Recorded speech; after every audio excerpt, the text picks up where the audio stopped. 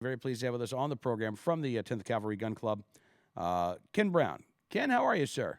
I'm doing well, thank you. How are you? I am very good. Thanks for coming on the program today. You betcha. I actually had the opportunity a few years ago out at Camp Perry on the shores of Lake Erie to meet a couple of members of the Maryland 10th Cavalry Gun Club who had gone out to compete in the national matches. And I got to say, they were just fantastic folks. I appreciate it.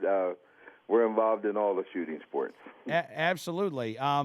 Now, one of the things that I thought was interesting about the NPR story, first of all, the fact that the Maryland 10th Cavalry Gun Club, you all are named after the Buffalo Soldiers, the 10th Cavalry, right? That's correct. And it sounds like history is a huge component of what you try to teach there, right along with firearms safety and firearms expertise. That's absolutely correct. Your heritage gives you the foundation of the way a people live out their lives. And I believe that in the bigger picture, that so many African Americans believe that our existence began after the Civil War. It was far, far, far before that. Absolutely. So one of the examples that you talk about, Salem Poor, who fought at Bunker Hill in 1775. He bought his freedom in 1769. You know, this is a story, again, Ken, I don't care what your political beliefs are. I don't care how long you've been in this nation. That's an inspiring story of an individual and what they are able to achieve and what they were able to accomplish. Absolutely. And when you think of it, he was not just a lone person. There were far many more heroes during our Revolutionary War than Salem Poor. There was a gentleman, Peter Salem, who downed a major at Bunker Hill. To kill a British officer was a very big deal during those days. The fact of it is a lot of people don't realize about the Rhode Island Regiment, which actually fought off a Hessian attack 3 times. Okay, and this is a big deal. These people were fighting for freedom to come. They were fighting for other people's freedom. Many of them did not have freedom themselves. Absolutely, and it's your belief that by exposing a young generation to, again, not just their own history, but exposure to responsible gun ownership, that you can actually break this cycle of violence there in Baltimore. I believe we can. I mean, in any urban area, I think we focus in the urban areas far too much on sports like basketball and football and tennis, great team sports. But there are also team sports with shooting teams. What better way to teach a young person responsibility than the awesome responsibility of owning and handling guns safely? It's an awesome responsibility, and if you respect the gun, all right, then you have a tendency to respect what it can do and the people around you. So we believe that a mixture of understanding the rich heritage with firearms, as well as being able to handle guns safely, it just builds. It actually builds a sense of self-worth, in our opinion. All right, so what do you say to people, and I know you've got to get this, Ken, people who say, Ken, are you nuts?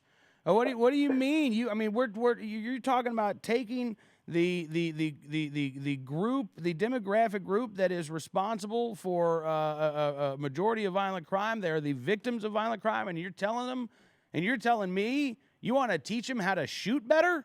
Absolutely. Shoot better. Our club, we're not going out to try to change the world. What we're trying to do is to help prevent young people from floating into the narco violence. We can prevent that. There are a lot of nuclear families where they have a mother and a father. I think America forgets that about black people, but we have it. And the vast majority are nuclear families. And these are the families we try to reach out to get their sons and daughters involved with the shooting sports. At the Associated Gun Clubs, where we shoot out of, they have absolutely terrific juniors programs. We have young people that are on the national scene already shooting. And when you look at these young people, they have a real sense of responsibility. They have a real sense of proudness about who they are and what they're accomplishing. So, I get it all the time. We get it all the time. But if you look at our club, we're probably the fastest growing club at the Associated Gun Clubs of Baltimore. Wow. 8 years ago, there was 9 of us sitting around a picnic table. Now Really? we're 163 strong.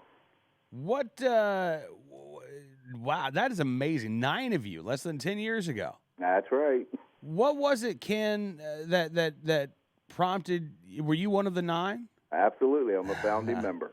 So what was it that turned this from, wouldn't it be great to have something like this? What was that moment that made that go from existing in your head to actually making it a reality? Well, I think what it was is that we looked at each other, and we were going out shooting every day, having a lot of fun. And then, we brought our sons and daughters into the program, and they enjoyed it.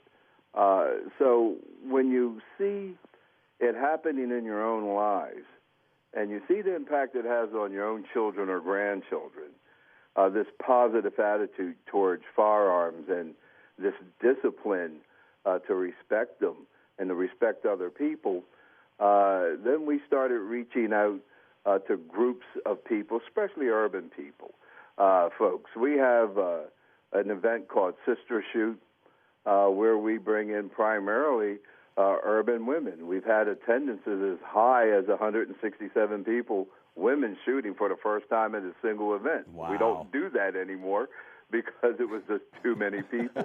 But that showed the interest. Okay, we have another event, Juneteenth, which celebrates the slaves in Texas hearing about freedom for the first time, even though they were free for 2 years. So we celebrate this, and the masses come out. And when we get with them one-on-one, they understand, wow, this is a sport I can do. I can grow with it. It's very diverse in the sense that there's traps, sporting clays, match shooting. It goes on, and just shooting for the heck of it. And it's interesting, Kid, because one of the things that we talk about on this program, I have a theory that when you look at places like Chicago and Washington D.C. and Baltimore and New York City, I've had listeners who grew up in these cities, and they'll tell me stories of taking their 22 with them on the subway to high school, and then leaving their gun in their locker until it was time for rifle team practice after school. And nobody batted an eye. Nobody shrugged their shoulders. This was not seen as unusual. But since the real gun control push in so many urban areas in the late 60s, 70s, right up until, let's say, today, I think one of the things that has happened is that a culture of responsible gun ownership has been, in some cities, absolutely obliterated. Absolutely. And in a lot of cities, it's become very, very difficult. Elected officials have made it harder to be a responsible legal gun owner, and they've gone after that culture of responsible gun ownership. And what's happened is a culture of irresponsible gun ownership has sprung up.